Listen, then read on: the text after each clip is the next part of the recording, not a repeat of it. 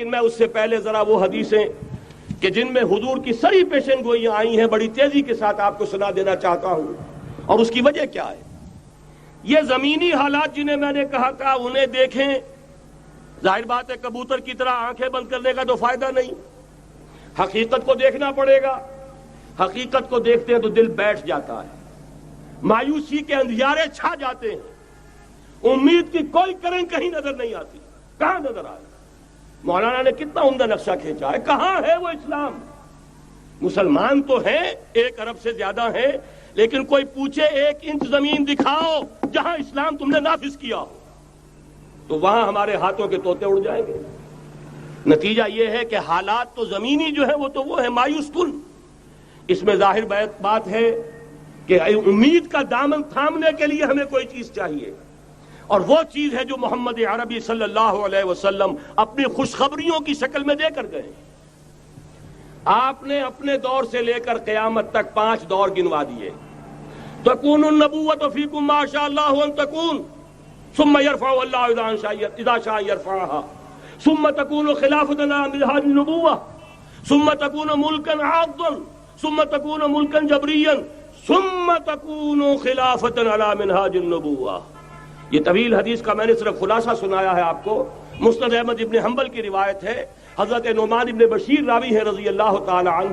پہلا دور دور نبوت، دوسرا دور دور خلافت علی منہاج النبوۃ، نبوت کے نقش قدم پر خلافت جسے ہم خلافت راشدہ کہتے ہیں۔ تیسرا دور مسلمانوں کی حکومتیں، لیکن وہ ملوکیت کا دور، ملکن عاضن، اور ان میں ظاہر بات ہے کہ عاضن بھی تھی، جہاں ان میں خوبیاں تھیں وہاں برائیاں بھی تھیں۔ وہی حجاج ابن یوسف جس نے ایک مسلمان لڑکی کے خط کے اوپر فوج بھیجی ہے، وہی حجاج ابن یوسف ہے کہ سینکڑوں تابعین کے سر اس نے قلم کرائے ہیں، وہی حجاج ابن یوسف۔ وہی خلیفہ کہ جس نے فوج کشی کی اجازت دی تھی سندھ پر، وہی خلیفہ ہے جس نے بلا کر محمد ابن قاسم کو شہید کیا ہے کہ یہ پاپولر ہوتا چلا جا رہا ہے، ملوکیت کے لیے تو اس سے بڑا خطرہ اور کوئی نہیں۔ اس لیے کہ سندھ کے ہندوؤں نے ان کے بت بنا لیے تھے۔ یہ نوجوان در جوانی توبہ کردن شیوائے پیغمبریس، یہ نوجوان اور اتنا نیک اور پارسا ان کے بت بنا کر مندروں میں رکھ دیے گئے۔ اندیشہ ہو گیا کہ یہ تو پاپولر ہو گیا تو ہمارے خلاف بغاوت کر دے گا، بلا کر شہید کر دیا گیا۔ بہرحال تیسرا دور تھا وہ ملکن عاضن، کٹ کھلی ملوکیت۔ چوتھا دور تھا ملکن جبرین، غلامی کی ملوکیت۔ پہلے کم سے کم بادشاہ مسلمان نام کے تو تھے، اب تو ہم ملکہ برطانیہ کے زیر نگیں تھے، تاج برطانیہ کے غلام تھے، کہیں بلندیزیوں کے غلام تھے، کہیں کسی اور کے غلام تھے، کہیں اطالویوں کے غلام تھے، کہیں فرانسیسیوں کے غلام تھے۔ یہ چوتھا دور نوٹ کر لیجئے، آدھا ختم ہو گیا، آدھا باقی ہے۔ براہ راست غلامی کا دور ختم ہو گیا، لیکن ریموٹ کنٹرول والی انہی کی غلامی اب بھی چل رہی ہے۔ فیصلہ وہی ہے جو مولانا نے کہا، تسبیح یا امریکہ یا امریکہ یا امریکہ۔ وہی لوگ، وہی ذہن، وہی ان کی بود و باش، وہی ان کی معاشرت، وہی ان کی سوچ، وہی ان کے اقدار، وہی ان کے نظریات، وہی ان کی معاشیات، وہی ان کی معاشرت، ہر شے وہی ہے، صرف رنگ کا فرق ہے اور کچھ نہیں۔ نظام ابھی وہی ہے، چلانے والے بھی انہی کے پرستار ہیں، بلکہ ریموٹ کنٹرول سے وہی چلا رہے ہیں۔ وہ تو آپ کے بجٹ کا بھی فیصلہ کرتے ہیں، آپ کی الیکٹریسٹی کے ریٹس بھی معین کرتے ہیں۔ تو حال یہ ہے کہ ابھی وہ چوتھا دور ختم نہیں ہوا۔ فرق صرف یہ ہے کہ ڈائریکٹ کی بجائے ریموٹ کنٹرول ہے، لیکن حضور کی خوشخبری یہ ہے، ثم تکون خلافۃ علی منہاج النبوۃ، پھر ایک دور آئے گا خلافت علی منہاج النبوۃ کا۔ یہ محمد الرسول اللہ کی نوید ہے، وہو الصادق المصدوق، وہ سچے ہیں، ان کی صداقت پر خود اللہ گواہ ہے۔ لہذا وہ دور آ کر رہے گا، اس میں کسی بھی بندہ مومن کے لیے کسی شک و شبے کی کوئی گنجائش نہیں۔ اگلی حدیث اگلی سنیے، اب جب یہ دور آئے گا تو عالمی ہوگا، جیو ورلڈ آرڈر نہیں ہوگا، جسٹ ورلڈ آرڈر ہوگا۔ یہ نیو ورلڈ آرڈر NWO، حقیقت میں جیو ورلڈ آرڈر ہے JWO، لیکن اسی کو بدلنا ہے، جسٹ ورلڈ آرڈر آف اسلام، اور وہ گلوبل ہوگا۔ 2 حدیثوں کا تذکرہ کر دوں۔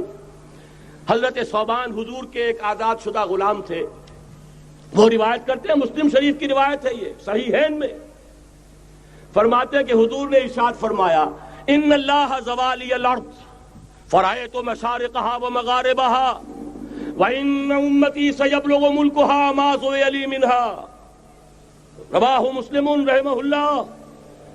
حضور فرماتے ہیں اللہ تعالیٰ نے میرے لیے پوری زمین کو لپیٹ دیا، یہاں تک کہ میں نے اس کے سارے مشرق دیکھ لیے، سارے مغرب دیکھ لیے، اور سن لو مجھ سے، ٹیک اٹ فرام می، میری امت کی حکومت ان تمام علاقوں پر قائم ہو کر رہے گی جو مجھے زمین کو لپیٹ کر اور سکیڑ کر دکھا دیے گئے۔ گلوبل ہوگی کہ نہیں؟ دوسری حدیث سنیے، یہ پھر مسند احمد ابن حنبل کی ہے۔ حضرت مقداد ابن الاسود رضی اللہ تعالی عنہ فرماتے ہیں حضور نے فرمایا لا يبقى على ظهر الارض بيت وبر ولا مدر الا ادخله الله كلمة الاسلام بعز عزيز وذل ذليل اما يعزهم الله فيجعلهم من اهلها او يذلهم فيدونون لها۔ یہ ہے حدیث مسند احمد ابن حنبل کی۔ اور حضرت مقداد فرماتے پھر میں نے کہا اچھا تب تو ہو جائے گی وہی بات وَيَكُونَ الدِّينُ كُلُّهُ لِلَّهِ، دین کل کا کل اللہ کے لیے ہو جائے گا۔ حدیث کا ترجمہ یہ ہے کہ حضور نے فرمایا روئے زمین پر نہ کوئی اینٹ گارے کا بنا ہوا گھر رہے گا، نہ کوئی اونٹ کے بالوں کے بنے ہوئے کمبلوں کا خیمہ رہے گا جس میں اللہ تعالیٰ کلمہ اسلام کو داخل نہ کر دے۔ لیکن یہ داخلہ دو طریقے سے ہوگا، بعز عزیز و ذل ذلیل، یا صاحب عزت کے اعزاز کے ساتھ یا کسی مغلوب کی مغلوبیت کے ساتھ، یعنی یا تو اللہ تعالیٰ ان کا اعزاز فرمائے گا اور وہ کلمہ اسلام کے خود قائل ہو جائیں گے۔ جب گھر والا خیمے والا اسلام لے آئے گا تو اسلام اس کے گھر میں داخل ہوگا، اس کو بھی عزت نصیب ہوگی۔ وَلِلَّهِ الْعِزَّةُ وَلِرَسُولِهِ وَلِلْمُؤْمِنِينَ، عزت تو حق ہے اللہ کا، اس کے رسول کا اور اہل ایمان کا۔